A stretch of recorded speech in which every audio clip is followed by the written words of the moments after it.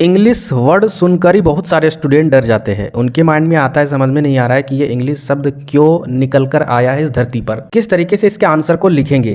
तो इससे पहले मैंने आपको रिपोर्ट राइटिंग से रिलेटेड वीडियो में बताया था।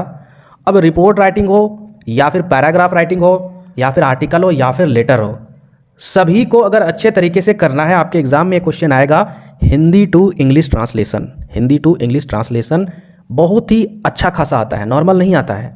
तो उस क्वेश्चन को अगर आप अच्छे से तैयारी कर लेते हो, यकीन मानिए आपका रिपोर्ट राइटिंग भी कंप्लीट होने वाला है। इसके अलावा आपका जो ऐसे आता है जिसको हम लोग बोलते हैं हिंदी में निबंध, वो भी आपका कंप्लीट हो जाएगा। इसके अलावा अगर आपका इंग्लिश में कुछ भी टॉपिक पर अगर लिखने के लिए आएगा तो आप अच्छे तरीके से लिख सकते हो, फेल नहीं करोगे। तो आप लोग समझ गए होंगे इस वीडियो में हम लोग क्या करेंगे, ट्रांसलेशन हिंदी टू इंग्लिश सीखने वाले हैं। ये पहला वीडियो है, पार्ट 1 है इस वीडियो का। ये ख़त्म टॉपिक नहीं होने वाला है इतना आसानी से, और भी पार्ट में आएंगे। समझिए कि ये छोटा सा ट्रेलर है, बाकी आगे जो मैं आपको बताऊंगा उसमें बहुत सारे चीज़ें हैं जो अच्छे से समझेंगे और बहुत आसान है, ज़्यादा टफ नहीं है। सबसे पहले आप लोग बचपन से प्रीपोजिशन का नाम सुने होंगे, जिसको अगर आगे आप ग्रामर में पढ़िएगा तो इसको कनेक्टर के नाम से भी जाना जाता है।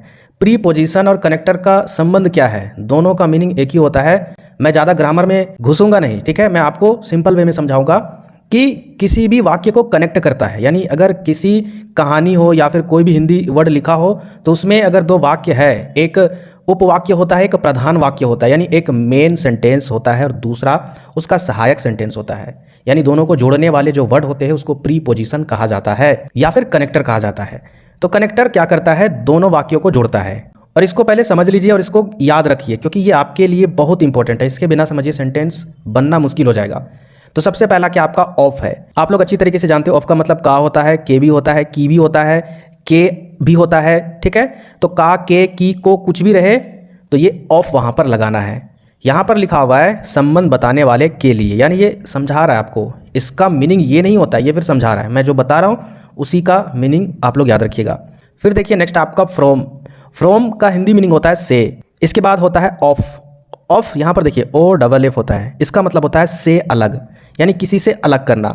इसके बाद देखिए बिटवीन। बिटवीन का मतलब होता है बीच, तो दो के बीच होता है। अगर हम लोग किसी वाक्य में अगर डिफाइन करना हो इन दोनों के बीच में तो बिटवीन वहाँ पर लगाएंगे। इसके बाद देखिए अमंग। अमंग में क्या होता है, 3 या 3 से अधिक के बीच में होता है। बिटवीन 2 के बीच में होता है और अमंग क्या होता है, 3 या 3 से अधिक के बीच में। इसके बाद देखिए नेक्स्ट आपका अबाउट। अबाउट का मतलब होता है के बारे में। अबाउट का मतलब के करीब भी होता है, के बारे में भी, के करीब, ये दोनों का अर्थ होता है। इसके बाद हम लोग आगे बढ़े, next 8 number round. ROUND round. Round का मतलब क्या होता है, चारों तरफ, है ना, राउंड जिसे करते हैं। उसके बाद होता है अराउंड, तो चारों तरफ, इसका भी मीनिंग हो जाता है वाक्य में। और इसका मीनिंग ये भी होता है कि आसपास में या किसी के आसपास। इसके बाद अगर आगे बढ़े नेक्स्ट आपका टूवर्ड्स। इसका मतलब होता है के प्रति या फिर के तरफ भी होता है। टूवर्ड्स का मतलब के तरफ भी होता है, के प्रति भी होता है।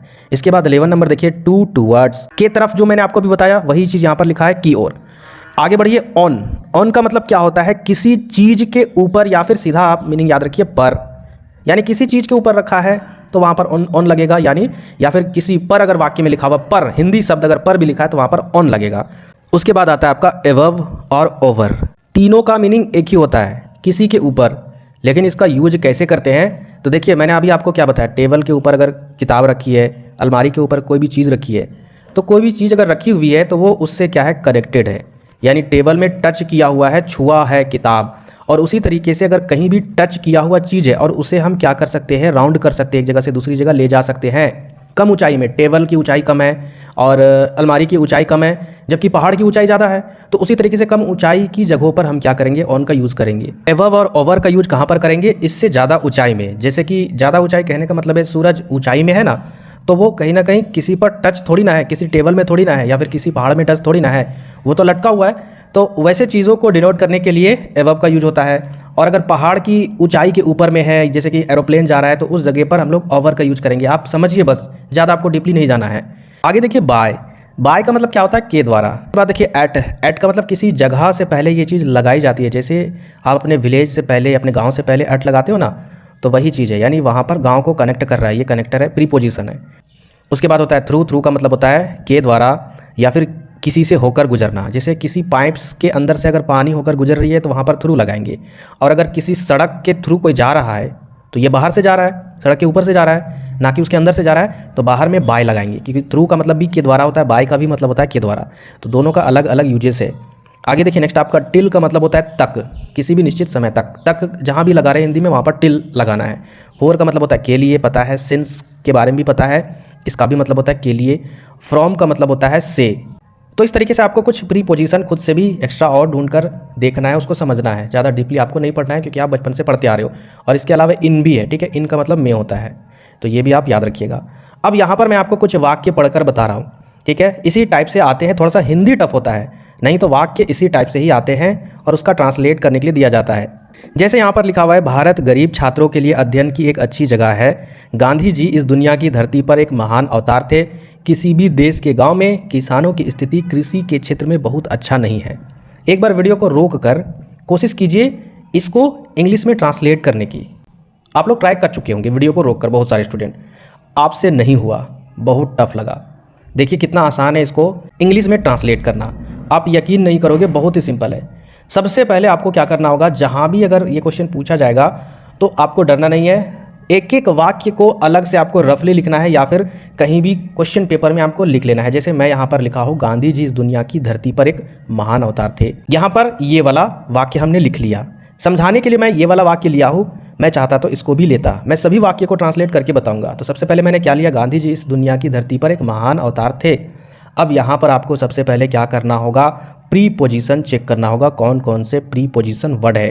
तो प्रीपोजिशन कभी भी अगर किसी वाक्य में चेक कीजिएगा तो उल्टे साइड से चेक कीजिएगा, यानी इसका उल्टा साइड इधर से होता है, तो इधर से हम लोग पढ़ते हैं। तो यहाँ पर देखिए थे प्रीपोजिशन नहीं है, अवतार भी नहीं है, महान एक ये भी नहीं है। आपको ये शब्द मैंने अभी आपको बताया, ये प्रीपोजिशन है जिसका इंग्लिश होता है ऑन, एक मिल गया।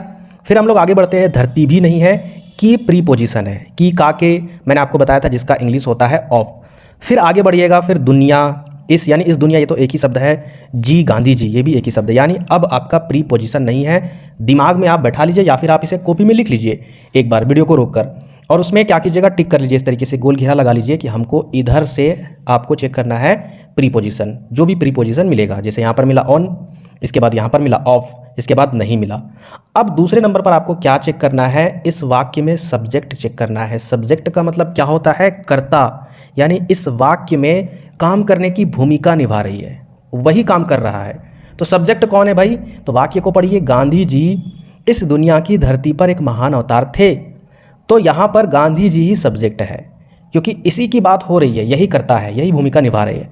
तो गांधी जी सब्जेक्ट मिल गया, प्रीपोजिशन मिल गया। इसके बाद आपको तीसरे नंबर पर क्या चेक करना है, जो भी प्रीपोजिशन मिला है वो किसके साथ कनेक्टेड है। तो यहाँ पर देखिए ऑन किसके साथ कनेक्टेड है। आप सवाल कीजिएगा प्रीपोजिशन से, जैसे यहाँ पर प्रीपोजिशन कौन सा है, ऑन है, तो ऑन से सवाल कीजिएगा। पर, तो कहाँ पर, धरती पर, तो ये इससे कनेक्टेड है।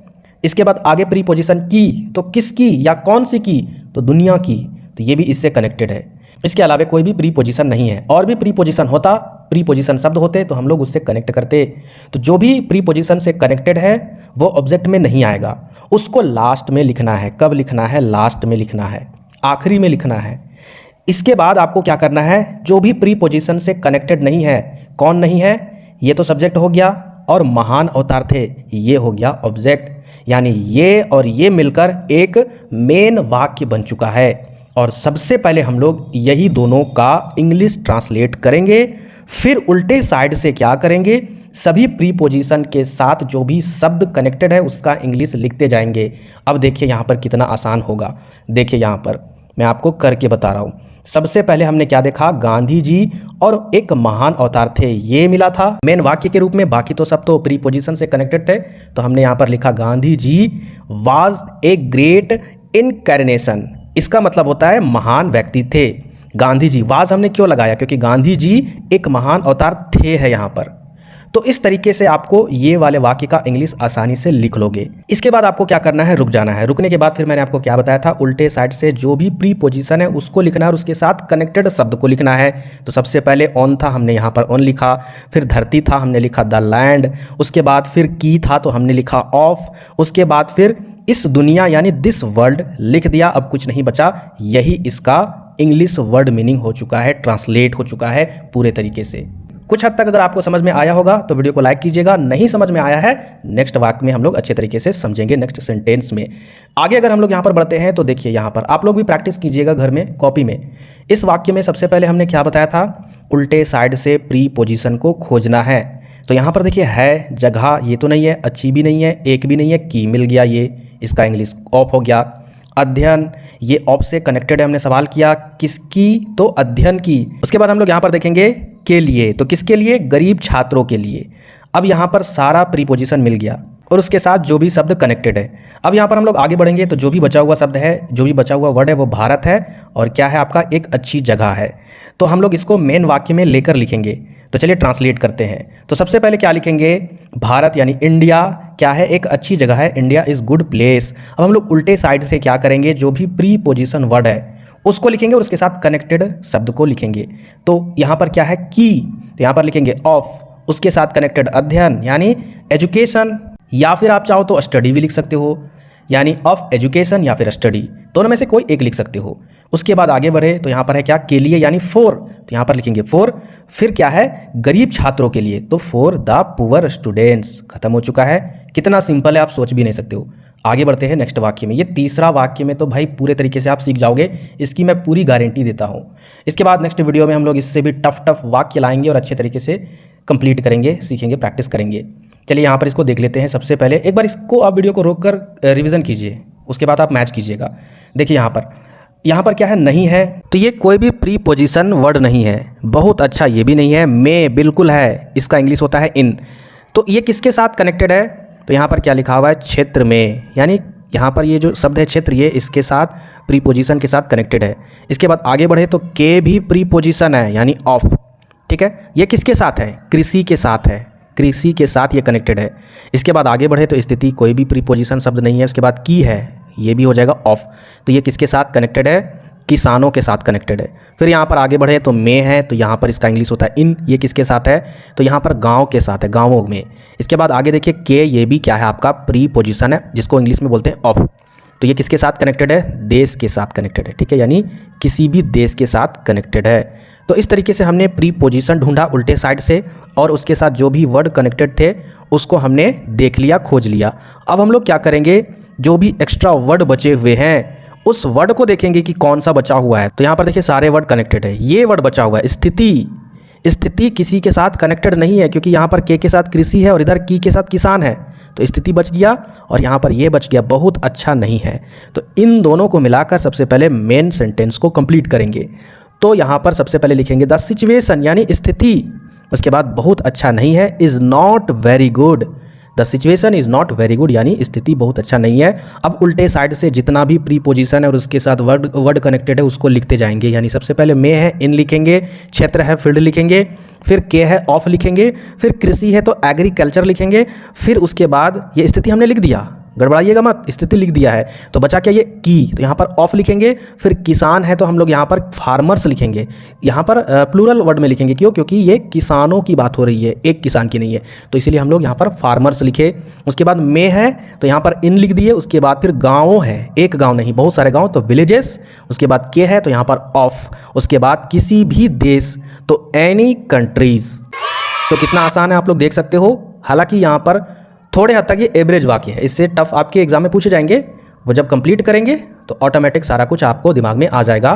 तो उम्मीद करते हैं कि आज के वीडियो में आपको अच्छा लगा होगा, समझ में आया होगा। तो वीडियो को लाइक और नए व्यूवर के पास वीडियो को शेयर कर दीजिएगा और सब्सक्राइब भी कर लीजिएगा। मिलते फिर नेक्स्ट वीडियो में।